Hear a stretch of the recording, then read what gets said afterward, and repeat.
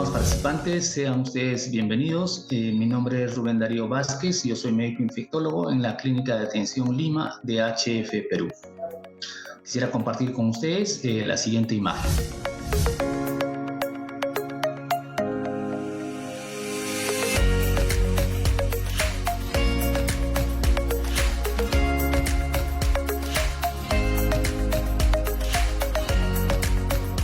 Estimados participantes, luego de haber visualizado la imagen, quisiera preguntarles si esta imagen se relaciona con las actividades que desarrollan día a día. Y bueno, sí, definitivamente, efectivamente es un tema importante relacionado a la historia natural de la infección por el virus de la hepatitis B y C. Y quisiera invitarles a ustedes que me acompañen al desarrollo de este importante tema. Bueno, como saben, el virus de la hepatitis B fue descubierto en el año 1965 por Bloomberg. Es un virus de forma esférica de 42 nanómetros aproximadamente y que tiene dos zonas, ¿no? Una zona interna de 27 nanómetros denominada núcleo o core, donde se encuentra el genoma, y una más externa de composición proteica, lipoproteica, que es la membrana, ¿no? El virus, como ven, es un virus tipo DNA y se clasifica dentro del orden de los pararetrovirus género Hepatnavirus. La estructura genómica del virus de la hepatitis B está formada por dos cadenas de DNA de 3.200 nucleótidos, una negativa completa y otra incompleta positiva. Dentro de este genoma se distinguen 4 fragmentos de lectura abierta, denominados así ORF, que son el S, el pre-S, el core o precore, y las zonas P y las zonas proteica X, que son justamente zonas donde se van a procesar, se van a generar estas proteínas importantes que van a ser parte de la estructura del virus. Los genotipos del virus de la hepatitis B actualmente están descritos en 9 genotipos que van desde la A hasta la J.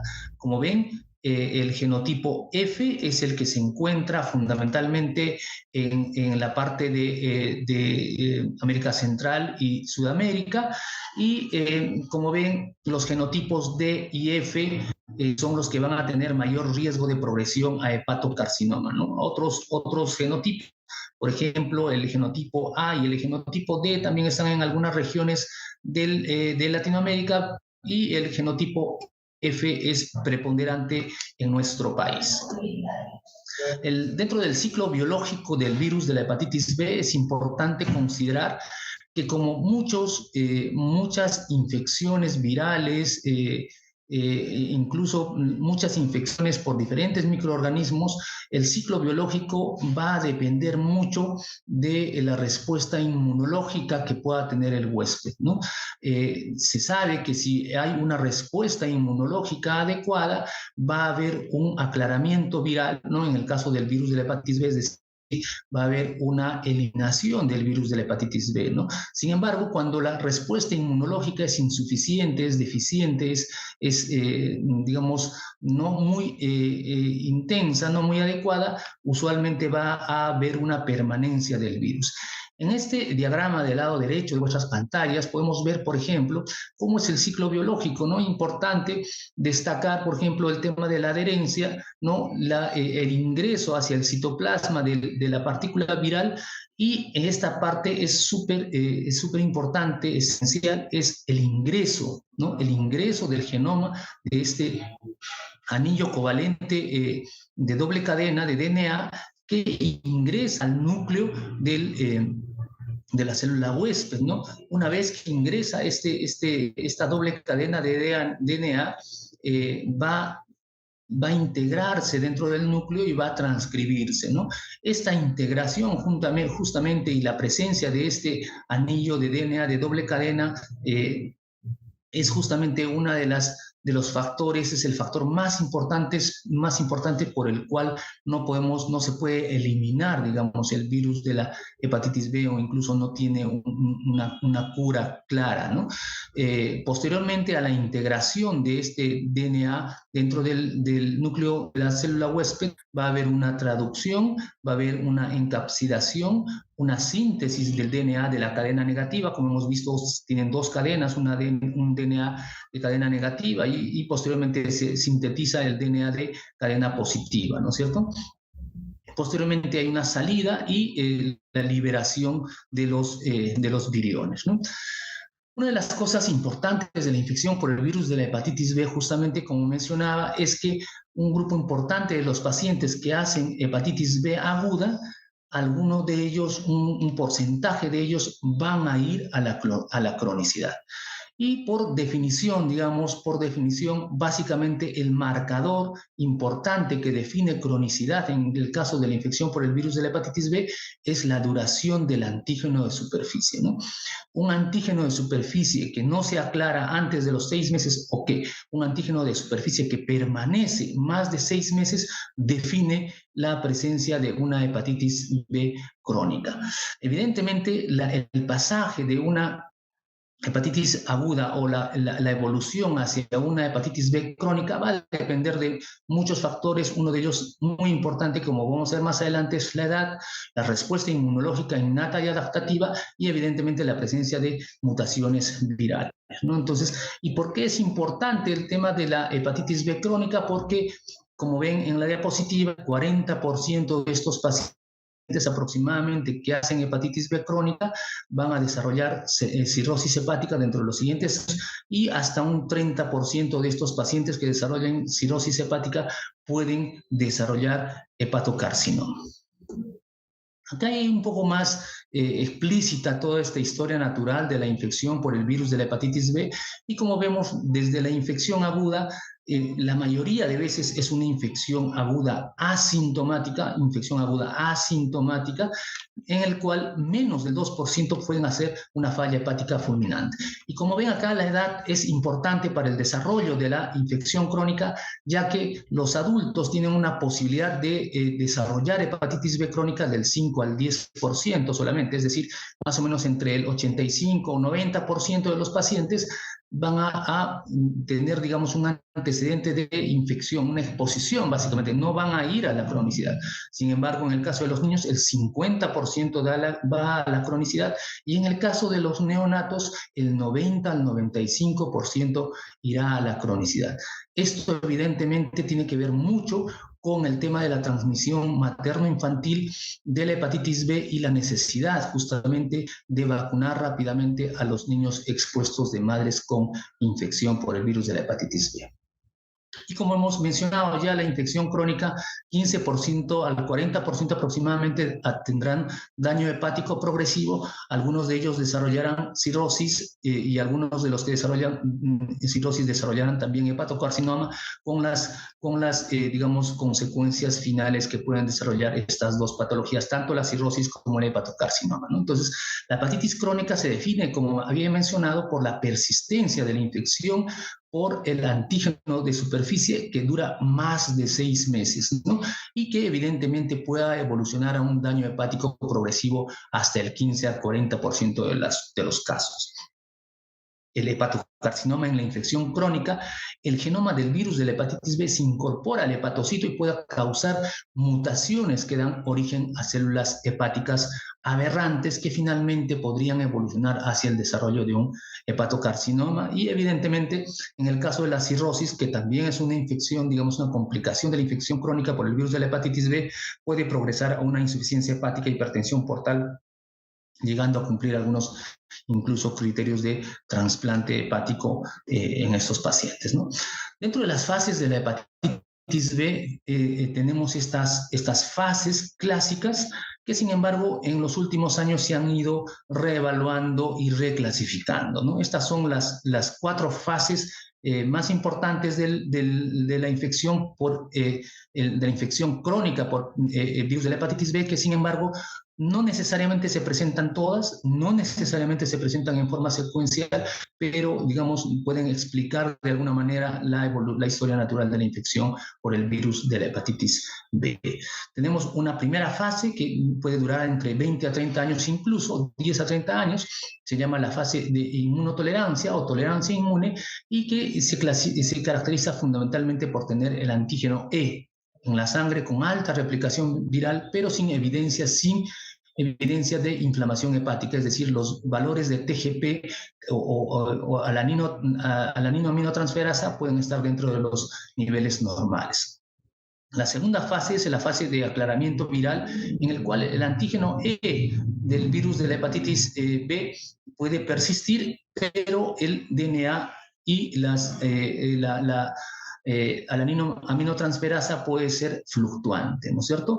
En el caso, en la tercera fase es la fase de portador inactivo, en la que ya se ha, digamos, aclarado, se ha negativizado el antígeno E, ¿no? Y la mayoría de los pacientes son clasificados como portadores inactivos, ¿no?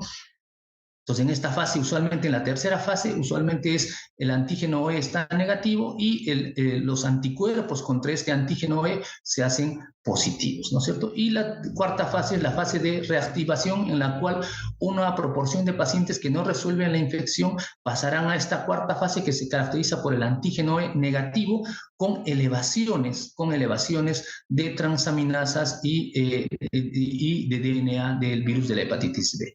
Entonces, todas estas fases, como mencioné, no necesariamente son secuenciales, y, digamos, estas fases se han ido categorizando en una nueva etapa, en una nueva clasificación, para hacerlo un poco más sencilla y para ver, digamos, la necesidad de iniciar un tratamiento en estos pacientes, ¿no? Entonces, actualmente lo que se ha definido básicamente son estas dos etapas, que son, digamos, presencia de hepatitis B crónica con antígeno E positivo y con antígeno E negativo, ¿no es cierto? Entonces, en el caso de las fases con antígeno E positivo, tenemos dos tipos, que serían la infección crónica por hepatitis B con antígeno E positivo y la hepatitis crónica con antígeno E positivo. Es decir, estas dos básicamente se diferencian porque en esta primera fase no hay elevación de transaminasas, en cambio en esta segunda fase sí hay elevación de transaminasas con, digamos, presencia de DNA viral también. Y en esta segunda fase en esta segunda etapa es antígeno E negativo, ¿no es cierto?, en la cual hay solamente infección, la que se conocía como portador inactivo, o aquella que se denomina de reactivación, en la cual hay elevación de transaminasas con la consecuente hepatitis y presencia de carga viral. Entonces, la determinación de la etapa de la enfermedad dependerá de la elevación de las transaminasas, niveles de ADN de hepatitis B, presencia de antígeno E y anticuerpos contra el antígeno E. Entonces, básicamente eso más o menos queríamos compartir en relación a la hepatitis B, a la historia natural, y vamos a pasar a la historia natural del virus de la hepatitis C. En el caso de la hepatitis C, es un virus que pertenece a la familia Flaviviridae, porque su genoma está muy relacionado con esta familia, y también al género Hepacivirus, ¿no es cierto? Es un virión más o menos que mide aproximadamente 50 nanómetros de diámetro y contiene un genoma de ARN, ¿no? Entonces es un virus ARN diferente al virus de la hepatitis B, que es un virus ADN. Este genoma del virus de la hepatitis B, de la hepatitis C, contiene un ARN de cadena simple, de cadena simple que tiene, digamos, de sentido positivo, ¿no? Además tiene una cápside icosaédrica, que es el core, y una envoltura lipídica que contienen dos glicoproteínas denominadas E1 y E2. Los únicos huéspedes de la hepatitis C conocidos hasta el momento son el ser humano y algunos primates menores como el chimpancé. Se replica en el hepatocito, sin embargo, su replicación también puede ocurrir en otras células, como los linfocitos T, los linfocitos B, los monocitos, e incluso, digamos, algunas células cutáneas, incluso en las cuales se ha logrado, digamos, evidenciar la presencia del RNA del virus de la hepatitis C. esta presencia del virus de la hepatitis C en algunas localizaciones extrahepáticas son importantes, ya que, digamos, inciden en el comportamiento, en las manifestaciones clínicas extrahepáticas que tiene el virus de la hepatitis C, que vamos a detallar más adelante. Entonces, los genotipos, actualmente existen 7 genotipos reconocidos, del 1 al 7. Estas mismas difieren en 30 al 35% aproximadamente de los sitios de los nucleótidos, ¿no? Dentro de cada genotipo, el virus de la hepatitis C clasifica en 67 subtipos confirmados y 20 subtipos provisionales. Las cepas que pertenecen al mismo subtipo difieren en menos del 15% de los sitios de nucleótidos que tienen, ¿no? La distribución geográfica global se ve en la figura del lado izquierdo de vuestras pantallas, y como ven, digamos, se ha establecido que algunos subtipos, específicamente el 1A, el 1B, el 2A y el 3A, son los que están ampliamente distribuidos en todo el mundo, y como ven en la imagen de la izquierda, en Latinoamérica también son los genotipos más importantes. Este estudio de genotipos de repente probablemente ya no va a ser necesario, ya que se han desarrollado actualmente drogas que tienen actividad pangenotípica, por lo tanto ya probablemente no sea necesario tener el detalle de los genotipos y subtipos para efectos del tratamiento.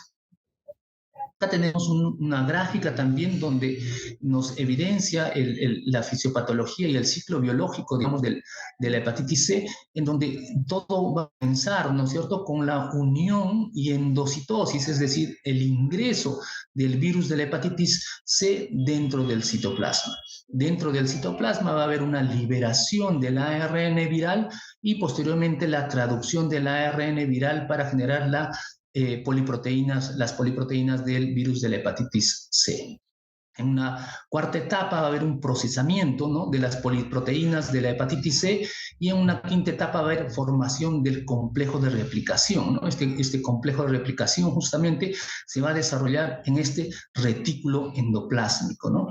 A partir de la replicación del ARN viral, posteriormente va a haber un ensamblaje del virión y transporte y liberación de estas lipoviropartículas del virus de la hepatitis C hacia el exterior del hepatocito. Como ven, y para hacerlo de manera sencilla, una de las cosas súper importantes que facilitan, digamos, la posibilidad de cura en los pacientes con infección por el virus de la hepatitis C es que, como ven, no ingresa, no tiene una fase, no ingresa, no se internaliza dentro del núcleo, sino básicamente su ciclo pues en el citoplasma y en el retículo endoplásmico, donde se, digamos, completa el ciclo de vida del virus de la hepatitis C, y por lo tanto esto facilita evidentemente la posibilidad de tratamiento curativo de esta infección. Entonces, 3 aspectos importantes que notar en el virus de la hepatitis C es que se transmite principalmente a través de la exposición, digamos, a sangre y fluidos corporales contaminados, ¿no? El periodo de incubación es de 14 a 180 días, un promedio 45 días, y actualmente no se dispone de ninguna vacuna contra la hepatitis B. Las infecciones pueden variar en gravedad, desde una enfermedad leve, que dura solo unas semanas, hasta una enfermedad grave, ¿no? Como en el caso de una infección aguda, o en una enfermedad de por vida, que es la infección crónica, ¿no? Como vemos, después de la infección puede desarrollarse, ¿no es cierto?, en una etapa crónica. Como vamos a ver más en las siguientes diapositivas, un porcentaje importante de los pacientes pasan a fase crónica y posteriormente al desarrollo de cirrosis, y en el 20 al 30% de los casos, y finalmente a hepatocarcinoma, cuyo riesgo de presencia de hepatocarcinoma es 1 a 4% por año, ¿no? Entonces es súper importante considerar esta posibilidad. Como ven, más o menos, digamos, el 15 al 45% de la infección aguda por hepatitis B va a producirse una resolución espontánea, es decir, va a haber una cura, ¿no es cierto? Una cura en el cual básicamente vamos a tener la presencia de anticuerpos contra el antígeno, perdón, anticuerpos contra digamos, la hepatitis C en sangre a través de pruebas serológicas, pero al hacer la carga viral va a tener una carga viral negativa. Entonces, esta condición se llama resolución espontánea de la infección por el virus de la hepatitis C. Sin embargo, en el mayor porcentaje, es decir, un 55-85% de los pacientes, más o menos en un periodo de 25 a 30 años, pueden desarrollar cirrosis hepática, es decir, hasta el 85% de los pacientes que hacen infección aguda por hepatitis B van a desarrollar infección crónica, que es más o menos lo contrario a lo que ocurrió en la hepatitis B, ¿no? O sea, un mayor porcentaje en el tema de la hepatitis B hacían, digamos, una exposición, solamente una hepatitis B resuelta, y solamente el 15% iban a una cronicidad, 10 a 15%. En el caso de la hepatitis C, el 55 hasta el 85% incluso pueden desarrollar infección crónica, y de ellos el 20 al 30%, más o menos en unos 25 a 30 años, pueden desarrollar cirrosis, y el riesgo de que desarrollen carcinoma es entre el 1 al 4% por año. Entonces, el estudio de la historia natural de la hepatitis C crónica está muy influenciado por el huésped. Los factores virales y ambientales probablemente no son modificables. Es decir, hay varios factores por el cual un paciente con hepatitis C aguda puede llegar a la cronicidad, y que vamos a ir viéndolos más adelante, ¿no? Entonces, hay una serie de respuestas inmunológicas, tanto en pacientes inmunocompetentes e inmunosuprimidos. Hay gran carga viral, hay una tolerancia inmunológica, digamos, dependiente del... Entonces, como explicaba, dentro del daño hepático que se produce, tanto en pacientes inmunocompetentes como inmunosuprimidos, va a existir una gran carga viral, ¿no? Esta gran carga viral va evidentemente estimular los linfocitos T que van a expresar el PD-1. Acá, en esta respuesta inmunológica que se produce, va a haber liberación de citoquinas, activación de células estrelladas, que es, digamos, una de del núcleo importante de la presencia de estas células estrelladas. Va a producir producción de colágeno, y que va a tener que ver fisiopatológicamente en la formación de la fibrosis, ¿no? Al disminuir la lesión hepática, se desactivan las células estrelladas, va a haber una apoptosis, senescencia o reversión a un estado inactivo. Finalmente, va a existir un estrés oxidativo y esteatosis, y esta esteatosis pues va a condicionar diferentes manifestaciones hepáticas y extrahepáticas, como vamos a mencionar. Entonces, dentro del 38 al 76% de los pacientes con hepatitis C crónica van a presentar manifestaciones extrahepáticas, ¿no? Hay una serie de revisiones y, digamos, documentación, investigaciones que demuestran todo ello, ¿no? La infección crónica por el virus de la hepatitis C se ha asociado, por ejemplo, en un 19 al 50% más o menos, a crioglobulinemia mixta, ¿no? Entonces, estas crioglobulinas, que son inmunoglobulinas que se precipitan a temperaturas menores de 37 grados, pueden causar vasculitis de pequeños y medianos vasos, así como también pueden conducir, digamos, a compromiso articular, cutáneo, renal o de nervios periféricos, ¿no? Otras asociaciones que también han sido descritas por la infección, digamos, crónica del virus de la hepatitis C son procesos linfohematopoyéticos con la formación, con la, digamos, presencia de incluso linfoma de células tipo B, ¿no? Otras alteraciones endocrinas, trastornos tiroideos, diabetes, serostomía, seroftalmia, también han sido descritos, ¿no? Incluso con el tratamiento del virus de la hepatitis C ha disminuido también, ha tenido un impacto sobre la incidencia de la diabetes tipo 2, ¿no? Que se redujo aproximadamente en 2/3. Entonces, en el gráfico de la derecha podemos observar, por ejemplo, la presencia del hígado graso, esta acumulación de necroinflamación a nivel hepático, y la presencia de hígado graso va a producir resistencia a la insulina, por ejemplo, diabetes mellitus, va a producirse también esta obesidad y el síndrome metabólico. Entonces, hay una serie de manifestaciones extrahepáticas que están asociadas también a la infección crónica por el virus de la hepatitis C, ¿no? Anualmente, aproximadamente 4 al 9% de los pacientes con cirrosis desarrollarán insuficiencia hepática progresiva con 1 al 4% riesgo anual de evolucionar a un carcinoma hepatocelular primario, como habíamos mencionado. La tasa de mortalidad debida a insuficiencia hepática progresiva o hepatocarcinoma seguirá aumentando probablemente en las próximas décadas, dado que, existe, esta progresión y la búsqueda y la falta de intervenciones a través de diagnósticos y tratamientos tempranos probablemente podría permitir ello, ¿no? En algunos países la infección por hepatitis C es la principal causa de muerte por enfermedad hepática y es la principal indicación para trasplante hepático.